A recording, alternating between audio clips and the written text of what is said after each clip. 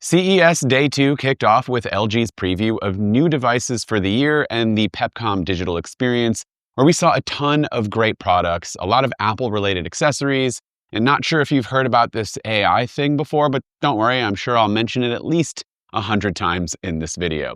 I also saw this thing, and well, yeah, I'm not even going to get into this one. You can just Google it if you want to.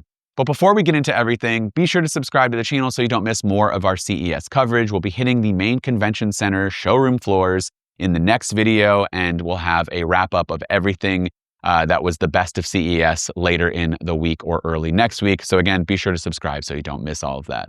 Starting off really quick with the LG preview, we saw a ton of new monitors and televisions that LG has in store for 2026. And I just want to briefly highlight a few that are interesting, like the 32-inch ultrafine Evo 6K monitor, which honestly isn't even new for this year. It actually came out last year, but I haven't had the chance to see it in person yet. And this thing makes it feel like it was specifically made for Mac users, because it kind of was. You get a massive 6K resolution that scales perfectly with Mac OS, so text looks insanely sharp, and you've got tons of room for editing timelines, working on code, multitasking, writing emails, documents, whatever it is you do on your Mac. The Nano IPS black panel delivers deeper blacks and great contrast compared to traditional IPS panels, which is huge for photo and video work, which is something I do quite a bit. And it has Thunderbolt 5, which is neat because I haven't seen that on a monitor yet. LG also has a few new gaming monitor options, like a 27-inch tandem OLED monitor with up to a 720 Hz refresh rate, which is not going to come through on camera here, but this demo has the top half at 144 versus 540 on the bottom, and the difference is pretty insane. If you're an ultra-wide fan, LG has the world's largest 52-inch 5K 2K 240 Hz gaming monitor that looked really great. Or how about the world's first 5K mini LED with anti-blooming gaming monitor? This thing was so bright, I legit thought that I might go blind. For real though, these are some really great gaming monitor options for 2026. You should definitely check it out. As far as TVs go, LG is launching a few new flagship OLEDs, a wallpaper update, and have even gotten into the frame TV world with the ability to also customize the look of your TV with a magnetic frame attachment. And of course, you can display your favorite artwork when the TV is not in use. And it does look fantastic. With the wallpaper TV, by the way, LG also can display artwork on this and built a custom wall and had a custom wallpaper to match the wall. And in person, it looks nearly identical. I think the camera is kind of getting the colors a little bit warmer on the TV than the actual wall itself. But yeah, the TV can absolutely blend in with the wall if you wanted to. LG is also launching MicroRGB TVs this year if insane color accuracy and brightness is your thing. And with WebOS, this year you're getting all of the AI goodness baked right into your TV, so you can get auto user-generated content suggestions for each user profile. Obviously, it's tailored to whatever you might like. If you need more in-depth answers to questions, you can leverage the power of Google Gemini or Microsoft Copilot right from your TV, and even use them to generate pictures on your TV and send them to your laptop if that's something that you really needed to do. Moving on to the Pepcom digital experience this year. And if you're unfamiliar with Pepcom, it's basically a micro CES with tons of brands launching some great new products for 2026. And I want to start with the M-Con controller that I checked out last year. A lot of you really liked it, and it's finally shipping this year, and it looks fantastic. There have been some improvements, but this compact gaming controller literally snaps to the back of your phone and turns into a handheld gaming rig. It uses MagSafe and Bluetooth to pair with your phone and tablet, and even PCs if you wanted to, but let's stick with the iPhone here. And it hides console-style sticks and triggers and buttons under a sleek slider that pops out when you're ready to play.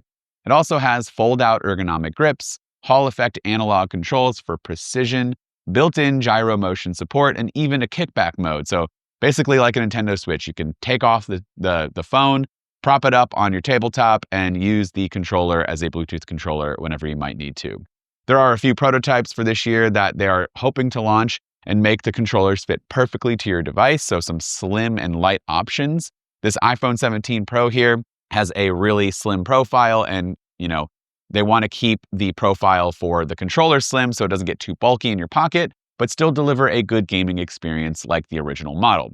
Looking forward to seeing these hopefully in the wild soon. AUKEY has a few new chargers for 2026, but chargers can get kind of boring. These were actually really interesting. One was the Mag Fusion Arc. This can charge an iPhone at up to 25 watts, matching the speed of Apple's MagSafe 2 chargers when paired with an iPhone that supports Qi 2.2. The Mag Fusion Arc has a 6-in-1 design that includes a base that can charge up to 3 devices and these 3 detachable power bank spheres for a total of 6 charging points. All 6 of the charging spots support Qi 2.2 speeds, and it is an ideal charger for the multi-person household. There was also the AUKEY Mag Fusion Desk Hive 5X Pro. These names are ridiculous, but this product is also ridiculous, but in a good way. It's a really sleek all-in-one desk charger that can power up to 5 devices at once, including fast laptop charging and Qi 2 magnetic wireless charging for your phone. With built-in retractable USB-C cables and a clean, compact design, this is the kind of accessory that I need on my desk like ASAP. I saw this robot thing that really creeped me out. I mean, it was some cool tech and all. It was dishing out compliments, which was really nice, gave me hard eyes. But yeah, I'm good on this, but would love to hear your thoughts on it. If you suffer from doom scrolling or just think your phone is a massive distraction on your nightstand, but you use it as a clock, maybe in standby mode, maybe get rid of that and you can use this Dreamy, which is a phone-free bedside sleep companion designed to replace your phone at night with a purpose-built device for real rest. It combines guided sleep routines, calming soundscapes, immersive lighting, sunrise alarms, and Bluetooth headphone support, all in one unit, helping you disconnect from doom scrolling and kind of wind down a bit more naturally at night. You can also listen to podcasts if you want to, and it removes any temptations that you might have from grabbing your phone in the middle of the night, which I really like. Satechi has a new accessory that looks like it's the perfect companion for a certain Apple computer with an identical shape and size. And this is the new Cube dock, which can really offer you a lot. This dock is powered by Thunderbolt 5, so it's a big step up in speed and compatibility compared to older docks. Can easily handle multiple high-resolution displays, and just works right away with a true plug-and-play setup, no extra software needed. You can also add a ton of built-in storage via NVMe, I believe up to 8 terabytes here, on the slot on the bottom of the device. So you can work directly off of the dock without plugging in any extra drives. But if you need to do that, there's tons of I/O ports on the back, keeps your laptop charged while powering all of your other extra devices if you need to. And it really does make this a clean, all-in-one desk solution. There's also a couple of keyboard and wireless mouse options for the Mac and Windows PCs, but it's kind of primarily designed for the Mac first, which is great. And yeah, I mean, it looks great. It's pretty similar to kind of like the Magic Keyboard and mouse, but perhaps better engineered. It's the mouse itself can be used left-handed and right-handed pretty easily, and yeah, it'll look great on your setup as well. Aeroband was back with its wireless electric guitar, and it has a bunch of sound options built right in. That's kind of close to a real guitar experience, but obviously nothing really replaces the feeling of real strings and a real guitar sound, in my opinion, but I was pretty impressed with how close it can get. Doesn't love chords with open strings, it kind of sounds bad, and distortion was pretty limited, but it was still pretty fun to play around with. And the Pocket Drum Max is always fun to see people just air drumming, but actually getting real sounds, which also pumps through the guitar. So you can team up and start your own band wirelessly wherever you want. In-AIO, I believe is how you say it, had an AI frame with whom I believe is an AI version of Vincent van Gogh here, just kind of talking to you. And yeah, it's creepy, but it's still really cool tech. If you have kids like I do who love Tonieboxes, then you might need to upgrade to the latest and greatest. The Toniebox 2 is the next-gen model, and the biggest changes are better sound quality, a slightly more modern design, and improved connectivity so that it's easier to load content and stay in sync. You know, once you take it off, then you put it back on. There's sometimes some hiccups. This one should hopefully eliminate that. It also gets longer battery life and faster charging, which is great. And the Toniebox 2 has expanded storage and smoother playback, meaning you can keep more stories on device. And songs, of course, without having to swap stuff out as often. And a few of the interaction bits, like how it responds when you lift, tap, or tilt, just feels more responsive and intentional compared to the first model.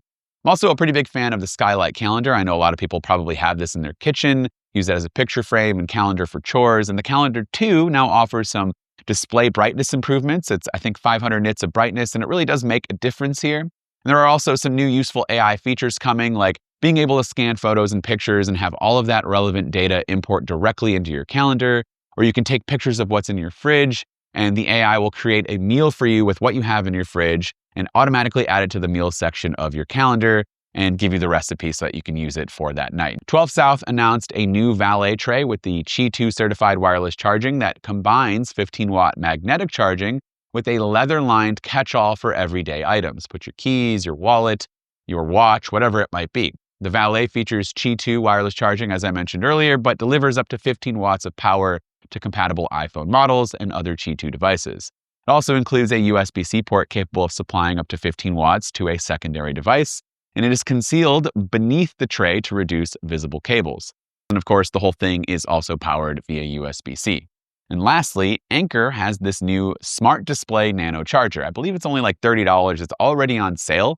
And yeah, you can plug in your device and it'll instantly recognize what phone was plugged in. So here was an iPhone 15 Pro. And then it shows the charge level, power flow, and temperature of the connected device. And of course, we'll supply that device with the correct power and efficiency to get it topped off quickly. So that's it for day 2. Of course, be sure to subscribe so you don't miss day 3, which is where we finally get to the main convention center floor.